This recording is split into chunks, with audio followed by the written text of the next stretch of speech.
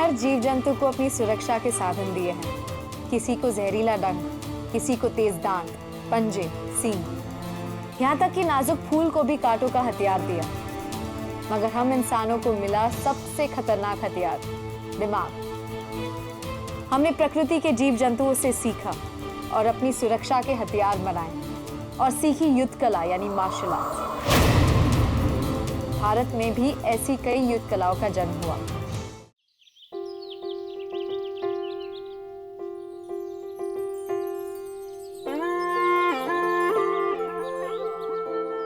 मैं मानसी राज भारत की इन्हीं युद्ध कलाओं के बारे में जानने उड़ीसा आई हूँ। भारत के पूर्व तट पर बसा है ये खूबसूरत प्रदेश उड़ीसा। इसकी संस्कृति और इतिहास की झलक प्राचीन ग्रंथों में भी मिलती है। इन लहलहाती फसलों को देखकर अजीब सी खुशी मिलती है। कैसे एक किसान धरती का सीना चीर कर अन्न उगाता है, इससे संपूर्ण सृष्टि का पोषण होता है। पर क्या आपको पता है, खेतों में हल चलाने वाले ये किसान एक जमाने में कलिंगा राज्य की लड़ाकू सेना का हिस्सा हुआ करते थे और उनकी युद्ध कला थी पाइका अखाड़ा।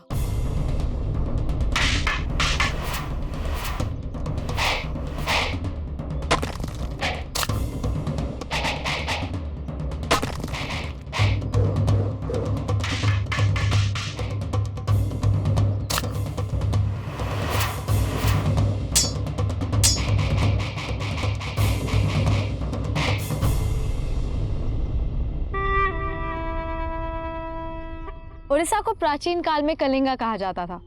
इस जगह के इतिहास में कई युद्ध कलाओं का वर्णन मिलता है।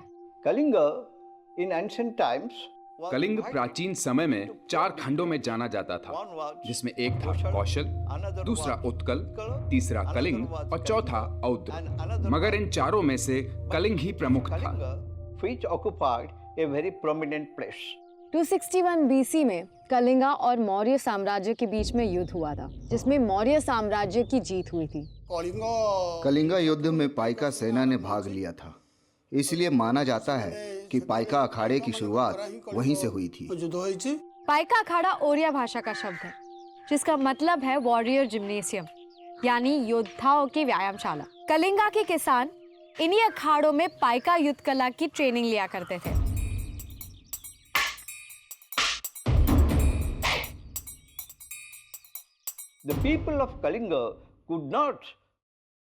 कलिंग के लोग अपनी पराजय को बर्दाश्त नहीं कर सके और अपना खोया गौरव पाने का प्रयत्न करते रहे।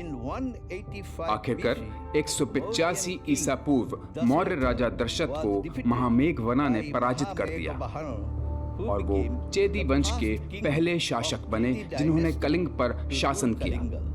लेकिन पाइका युद्ध कला और कलिंग का विस्तार चेदी वंश के तीसरे शासक खारवेला के समय हुआ, जो कलिंग के सिंहासन पर बैठे।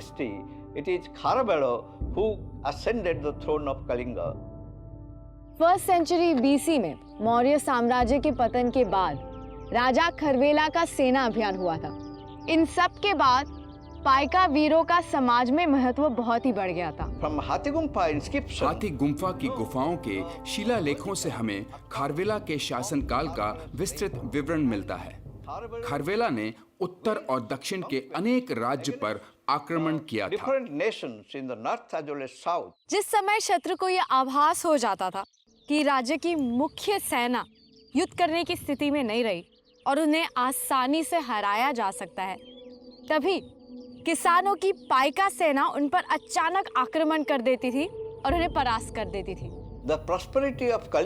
कलिंग राज्य की संपन्नता मुख्यतः उसकी सेना पर निर्भर थी और कलिंग की ये सेना स्थानीय योद्धाओं की टुकड़ियां थी, जो सामान्य सेनाओं से भिन्न थी, क्योंकि इन्हें सेवाओं के बदले जमीन प्रदान की जाती थी।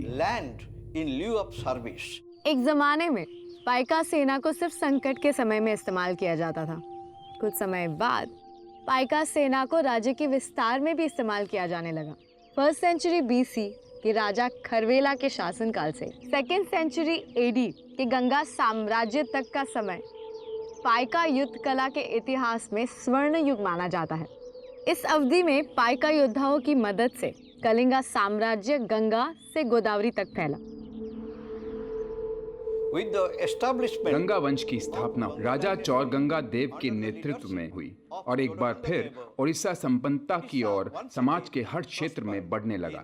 all segments of the society. इन्हीं युद्ध नीतियों के कारण गंगा वंश के बाद 1434 से 1541 तक गजपति वंश के राजाओं ने भी पाइका वीरों की मदद से उड़ीसा पर शासन किया। We get another page of life. संपन्नता का एक और नया दौर कलिंग के इतिहास में तब आया जब गजपति वंश सूर्यवंश के शासन का आरंभ कपिलेंद्र देव ने किया और राज्य का विस्तार उत्तर और दक्षिण में होने लगा। In the north and south.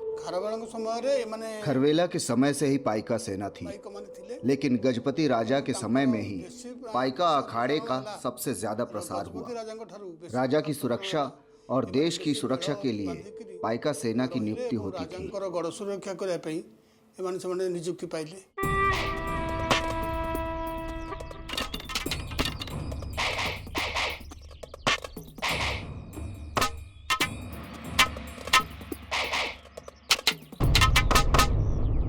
Paika योद्धाओं से जुड़ा और एक महत्वपूर्ण पहलू है खंडायत वर्ग का। खंडायत जाति उड़ीसा की एक क्षत्रिय जाति है। खंडायत का मतलब होता है जो खंडा यानी तलवार को अपने नियंत्रण में करता है, वही खंडायत कहलाते हैं। खंडा का दूसरा अर्थ होता है भूमि और आयत का अर्थ होता है स्वामी यानी भूमि के स्वामी। उस समय उस समाज में खंडायत योद्धाओं को सबसे ज्यादा सम्मानीय और शक्तिशाली माना जाता था।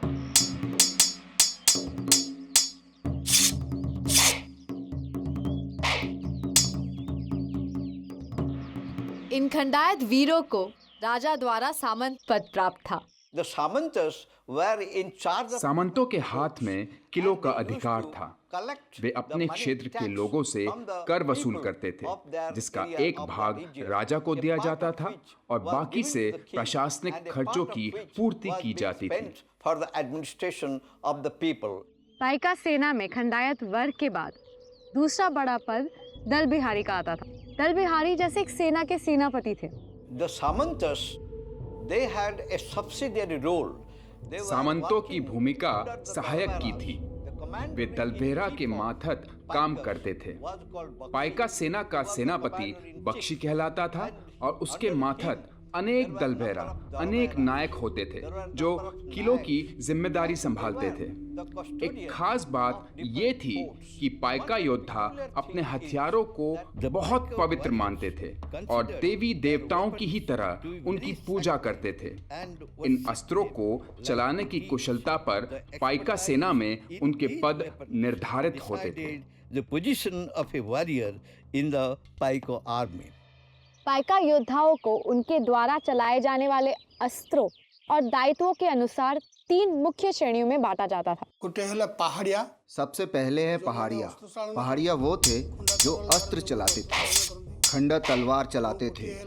और एक है बनुआ, जो लोग धनुष में तीर लगा के पैर से दबा के तार को खींचकर तीर मारते थे, वो बनुआ थे। और एक थे धेनकिया। धेनकिया लोग बख्तर बंद होते थे और बहुत तरह के हथियार जैसे कि ढाल से लेकर गेंडे का खाल या शेर का खाल पहन के हर तरह का अस्त्र हाथ में लेकर जैसे कि धनुष और इस तरह के सारे अस्त्र शस्त्र लेकर और युद्ध क्षेत्र में दुश्मनों को मार कर आगे बढ़ते थे। और गेंडा और शेर की खाल की वजह से तीर से लेकर गोली भी भेद नहीं कर पाती थी और इसी तरह बलवान की तरह आगे बढ़ते थे।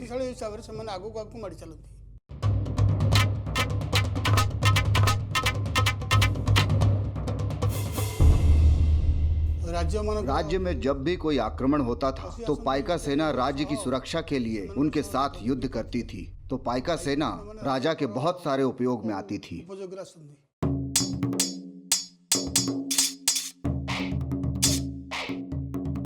The Paika Akhadas or the Paika अखाड़ों में building of the muscles शारीरिक बल and और कुशलता से moving हथियार चलाना weapons, सिखाया जाता था। in a very इसके अलावा skillful way. सेना के And आक्रमण के forming तरीके भी formation प्रशिक्षण शिविरों of में the army. सिखाए जाते So all थे। these things they learnt in different camps.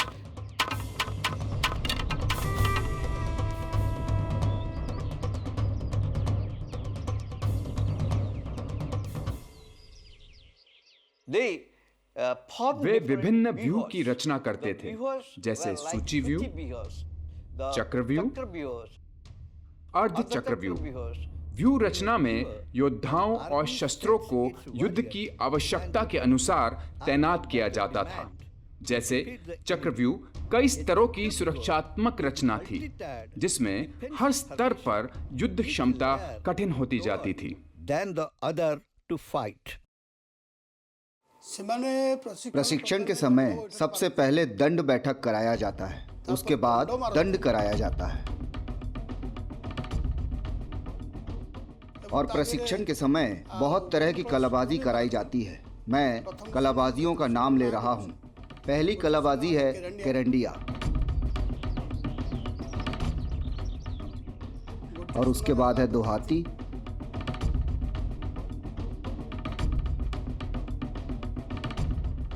फिर पिटछट,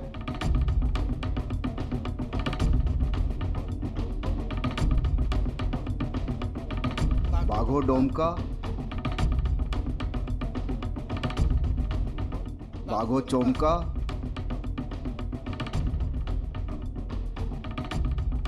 बेंगोडिया। इस तरह 16 प्रकार के व्यायाम का इस्तेमाल होता है। इससे शरीर स्वस्थ होता है और इस वजह से युद्ध करने में पाइका सेना सक्षम होते थे।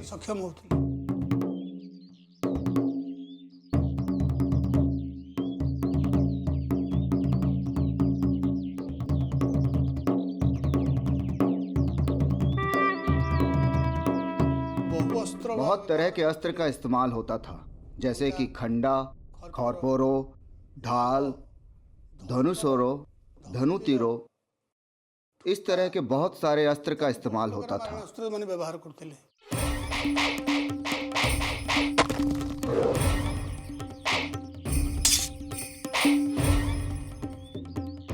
पाइका युद्ध कला के पतन का मुख्य कारण था राजा गजपति के पुत्र प्रताप रुद्र देव का योद्धाओं और युद्ध कलाओं की तरफ ध्यान ना देना। उनकी रुचि पूजा पाठ और आध्यात्मिक चीजों की तरफ ज्यादा थी। इस वजह से सेना कमजोर होती चली गई और दूसरे शक्तिशाली राज्यों ने इस बात का फायदा उठाना शुरू कर दिया। प्रताप रुद्रदेव के शासनकाल में कलिंग राज्य के लोगों की युद्ध प्रतिभा कुंठित होने लगी। कहा जाता है कि प्रताप रुद्रदेव श्री चैतन्य के प्रभाव में आए और भक्ति संप्रदाय से जुड़ गए। इसका परिणाम ये हुआ कि युद्ध इत्यादि न होने के कारण युद्ध कौशल घटने लगा।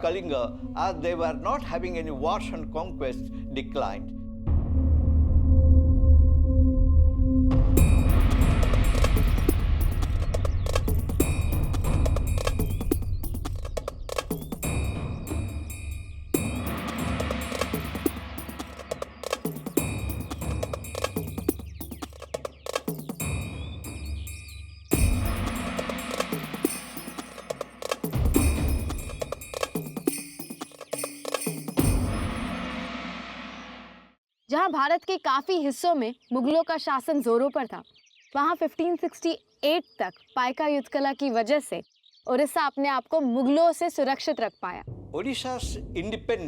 उड़ीसा की स्वतंत्रता 1568 में समाप्त हो गई, जब घुरिकीटा के युद्ध में कलिंग पराजित हुआ। इस युद्ध में राजा मुकुंद देव मुगल साम्राज्य के प्रतिनिधि राजा मान सिंह से हार गए।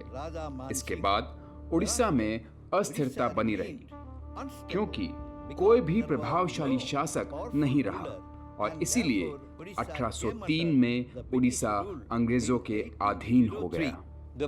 अंग्रेजों की दमनकारी नीतियों और आधिकारिक अत्याचारों से लोगों में असंतोष फैल गया, और इसके परिणाम स्वरूप कई विद्रोह और क्रांतियां शुरू हो गईं। 1804 में जयराज गुरु ने ब्रिटिश के साथ युद्ध किया, और जयराज गुरु और उनकी पाइका सेना ब्रिटिश सेना से हार गई। इसलिए 1806 में जयराज गुरु की मिदनापुर में हत्या कर दी गई। दो पेड़ों के बीच में उनको रस्सी से लटका के दोनों तरफ से उनको चीर दिया गया था। 1817 में देश में ईस्ट इंडिया कंपनी की नीतियों से असंतोष फैला था। इसमें उड़ीसा के क्रांतिकारियों ने अंग्रेजों के खिलाफ विद्रोह किया था। इसमें खुर्दा की सेना के commander in chief Jagabandhu Bidyadhar Mohapatra Rai का भी नाम आता है, जिन्होंने अपने 400 पैका योद्धाओं के साथ अंग्रेजों के खिलाफ विद्रोह किया था। 1817 में बख्शी जगबंधु ने फिर से पाइका सेना को इकट्ठा किया और गांव-गांव में जाकर पाइका सेना का निर्माण किया और पूर्ण रूप से युद्ध की घोषणा की। ब्रिटिश सरकार इस वजह से बहुत डर गई थी। इंग्रज सरकार डर जाइथिला। इन विद्रोही योद्धाओं को पैका युद्ध का प्रशिक्षण खुद जगबंधु जी ने दिया था। विद्रोहियों ने प्रशासनिक इमारतों और खजानों को लूट लिया था और सरकारी अफसरों को मार डाला था।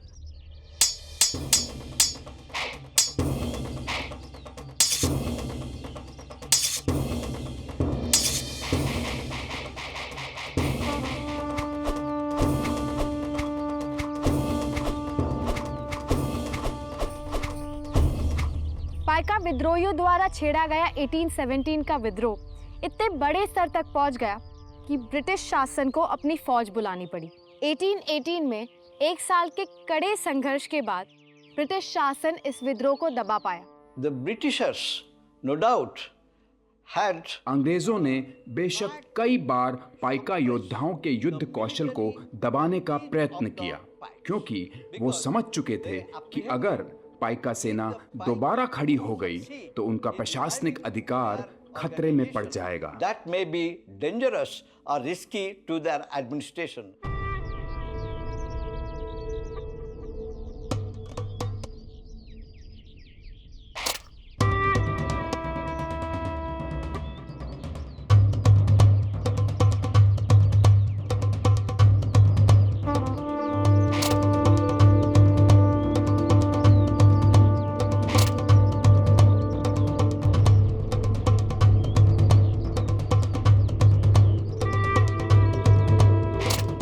हमारे देश में महिलाओं को शक्ति का रूप माना जाता है।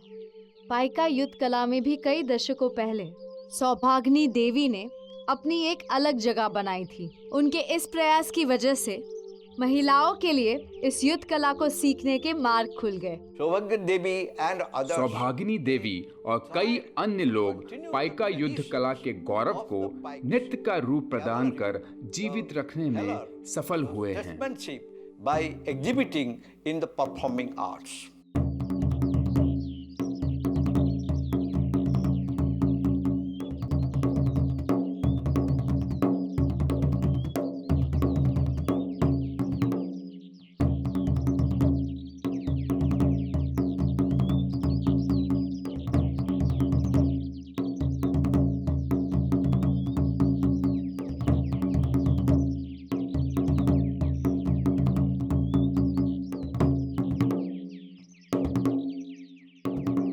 समय के साथ साथ पाइका युद्ध कला का चलन भले ही समाप्त हो गया हो, लेकिन आज भी वार्षिक समारोह में प्रदर्शन के लिए पाइका खंडायत पीढ़ियों द्वारा सिखाई जाती है।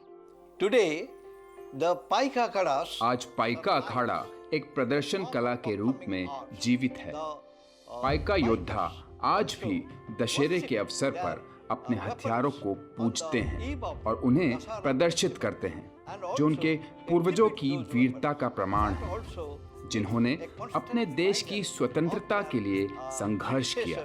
who had fought for the freedom of their own kingdom.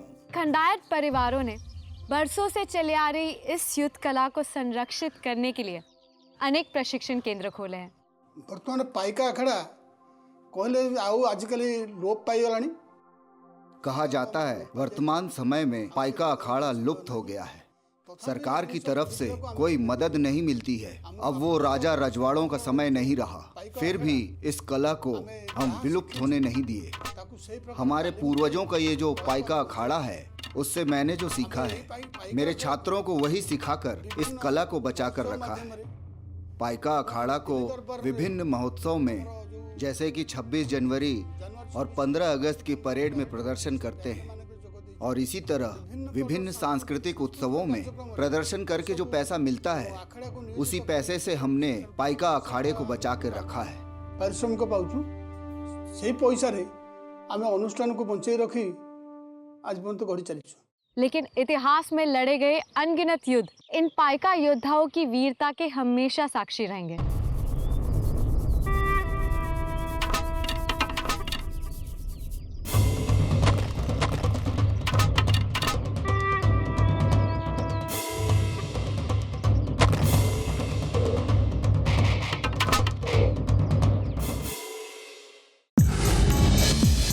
Like, share, subscribe, and click on the bell icon to never miss an update from Epic.